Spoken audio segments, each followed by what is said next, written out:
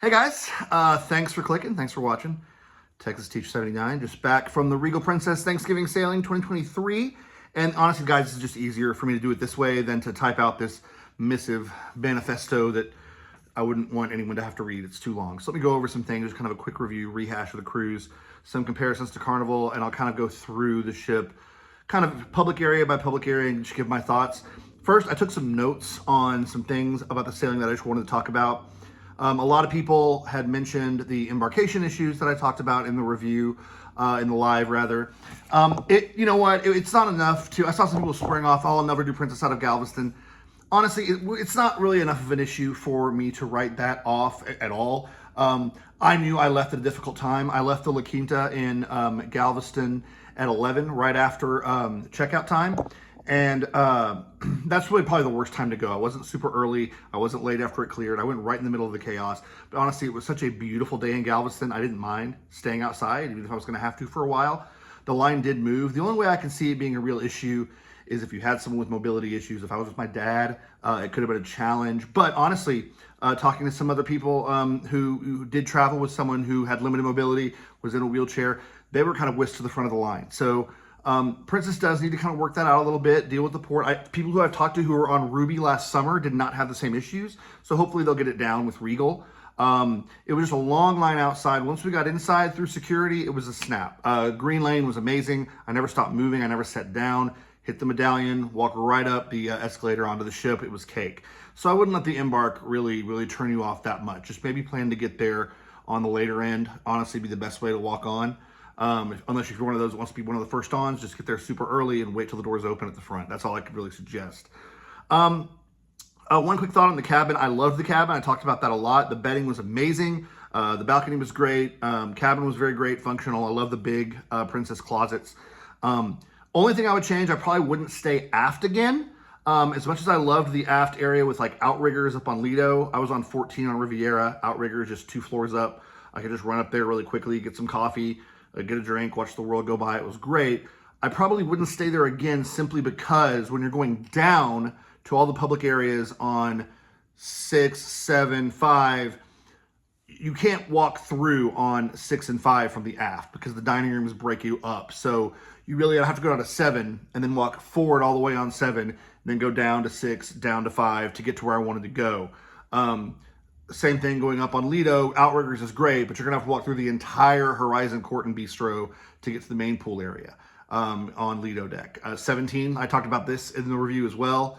You go up to 17, if you want to go forward to the retreat pool, you very awkwardly have to walk through the gym, which I didn't love. Walking through there in the middle, fat guy with a mimosa, people working around in spandex, just really looking great and pumping iron, kind of looked at me like, "What are you doing in here, buddy?" I don't know. I don't want to be in here. Why am I in here? So that was a little weird. So I'd probably want to go midship or forward in the future. Coke products, that was great. I made a note of that. No Coke Zero is weird. They have Diet Coke, which is fine. It works for me, but I'm a Coke Zero guy. Love it. Just polish this one off. They didn't have it. Kind of weird. Carnival with the Pepsi products, taking a lot of backlash with that, but Pepsi Zero works for me, and they have it. The medallion thing, man, so much to say on that. It's got the potential to be the coolest thing ever. It's got really make cruising a different animal. I love being able to contact on my phone, do things virtually, do things on my phone. I love that. Sure, the personal touch is great for some things, but for most things, I love just doing it on my phone. I love when I go to Vegas or really any Caesars property, they have the Ivy Concierge on your phone where you can essentially text for anything you want on the fly, on the go, ask questions. It's great. The Cosmopolitan has that with Rose as well in Las Vegas. I love those services. And this kind of acts like that, but plus. The delivery system with the room steward, it was great. They knew when I was in and out of the cabin. I could go up and get a coffee, a croissant, just a little quick bite. I'm back down in 20 minutes. My room's been serviced. They knew. They were just there. Twice a day turn down is great. That's obviously gone away on Carnival and NCL. So it was nice to have that again. It's nothing I need. Like, I don't miss it when I'm on Carnival, but on Princess, it was like a really nice treat. It was a nice touch. It was weird getting no receipts for your drinks, for anything. You don't sign for anything. You're just out and you go. It feels a little weird. Like with Carnival, I'll usually tip an extra $1 or something on the receipt, an extra $1 or $2 per drink.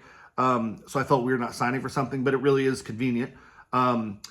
Also, not having a card, like leaving the room. I'd leave the stateroom, and I had these little like bands, I bought for my medallion, and I would pretty much always have it on unless I was asleep. So leaving the stateroom with no card, I have my phone and nothing else on me. I felt like I was forgetting something every time. It was cool. It was great. It was convenient. I dug it, but it was kind of weird. Like I was patting my pockets a lot leaving the room.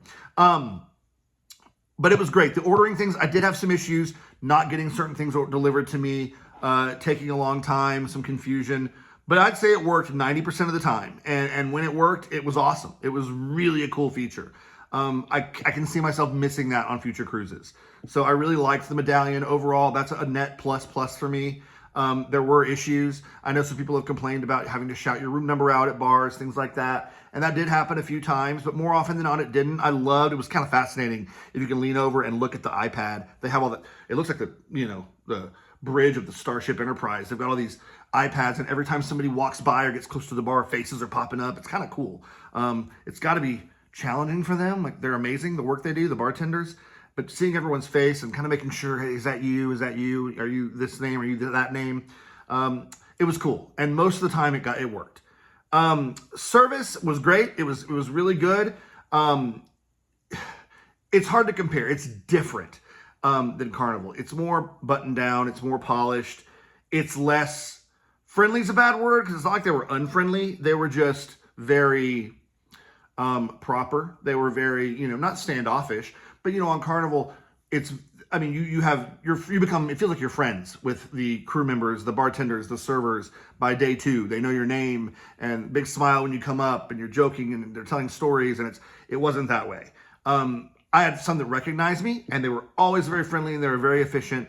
It was a limited amount of small talk. It was very more, do your job, do it well, which is great. And for some people, that's better. I think a lot of it's cultural. Carnival, I was noticing back at some of my previous cruises, a lot of the staff is from the Caribbean. Whereas on Princess, I don't think I saw a single person from the Caribbean. It was overwhelmingly Philippines, probably Indonesia a distant second. So maybe it's a cultural thing as far as the interaction and the friendliness of it. Just Carnival's more of a, family is not the right word, but, hey, welcome back. I'm glad to have you. We're going to have a great time. Hey, a little bit different in that regard. Ports were good. I've done them 100 times, so I didn't feel any pressure to do a lot of stuff. Roatan, I always like Mahogany Bay. Just walk right there to the beach. It's a great beach to float in. Yes, that climb out is really steep getting out of the water, but, my quads hung in there this time. Had a great time floating in the water, hanging out. Second time in a row I've been there where Carnival Pride has sailed in 2 hours after we're there, and it's awesome because it backs in right in front of you, and it's really cool to watch that happen. Stayed on in Belize. I like to find a day to stay on usually. The tendering is just, I don't mind a tender port when it's a port I really want to go to. Belize, not my favorite place to go to. It's fine. It's beautiful. I had a great day on Bannister Key, which I think is also called Starfish Island, way back in the day, years ago. But they were waiting until the tenders got completely full to send them out. And some people were saying it was kind of a hassle. It's a long tender ride there and back, about a half hour each way. To me, that was a perfect day to stay on board and relax and have the pool to myself. Cozumel is always one of my favorites. Has been since I was a kid. Did the day pass at the El Cid La Ceiba, $65 total. All the food, all the drinks you want. Pool, you're right there on the water. You can see the ship. I walked there. 7-minute walk from Puerto Maya to this resort. Is it the fanciest resort in the world? No. Do they have this great beach? No. But it's really great. There's lots of sand and chairs, and the pool's great. You're right on this crystal blue water. There's snorkeling. There's a wreck, actually, of a plane you can snorkel out to that's right there. I didn't do that this time. I stayed mostly in the pool. Full breakfast buffet when I walked up. That was great. Swim up, well, the bar's in the jacuzzi, actually, which was cool. So yeah, ports were great, familiar, no problem there. Food, a little, I'm not the best judge on this because when I'm solo, I don't do a lot of main dining room. And my specialty, I had 2 specialty restaurants booked that both kind of went up in flames because I either got full doing something else or just the reservation was too late, decided I was a little tired. But I've done Crown Grill and Sabatini's in the past. And when I go again with Brittany, we'll definitely do those. I ate a lot in the Horizon Court. I think the Horizon Court is a fantastic buffet. If you're a buffet person, it's great. This is one place that I think they really excelled. There was such an amazing variety from station to station. It felt like the stations kept going. There was always different international options. You always had an Indian section, a Filipino section, all kinds of made-to-order stations at breakfast, waffles, poached eggs, they're doing pancakes, of course, omelets. They serve you the drinks lightning fast. As soon as you sit down, you don't have to mess with getting up and getting water unless you want to. You come over, come and get you water, lemonade, iced tea, coffee, and they bring it to you quickly. Great. Service is good. Food was good. Breakfast was fantastic up there every day. I ate in the Horizon Court a lot, and I really liked it. The pastry section is great. They had like build your own poke bar one day. Who has that? It's fantastic. Alfredo's was really good. I know it's part of the whole casual dining thing now. I did have the plus package, so I used one for Alfredo's. It was fantastic. I didn't do pizza. I did pasta, and it was awesome. It was so good. Alfredo's is really, really good. And I know that some people have been frustrated with the change, with the upcharge, the $15 if you don't have the package. But it was full. There were a lot of times there was a line to get into Alfredo's. So I don't think that charge is going anywhere. But Alfredo's is still a great casual option for lunch or dinner. I had lunch.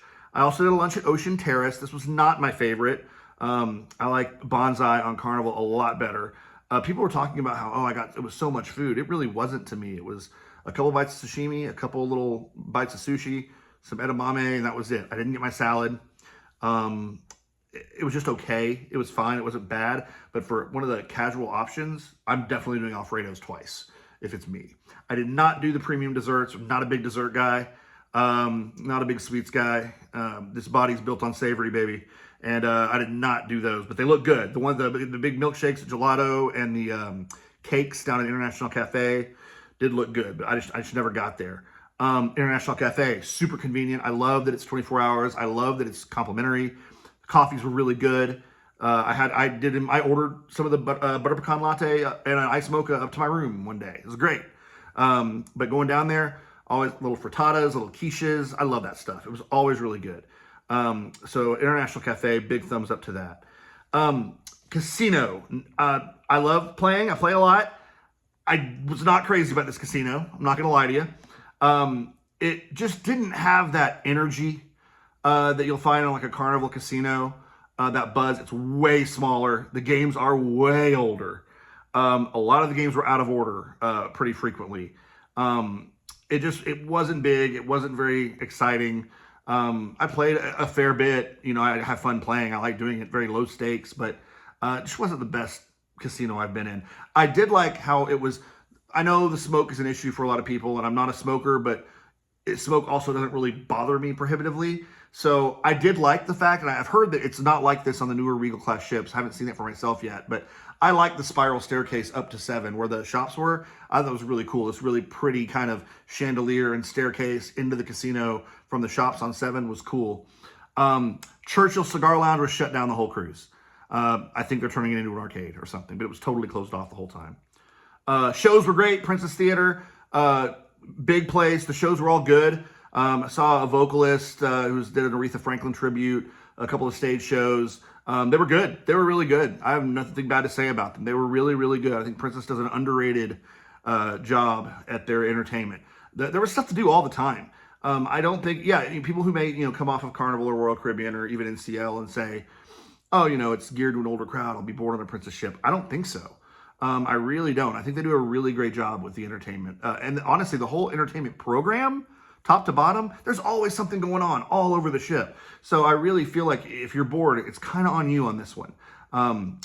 Okay, I'm looking at a deck plan, kind of just checking off some things as I go. Club 6, man, I really like Club 6. I didn't really think much of it going in. The only complaint I have is where the bar is, the big TV at the bar.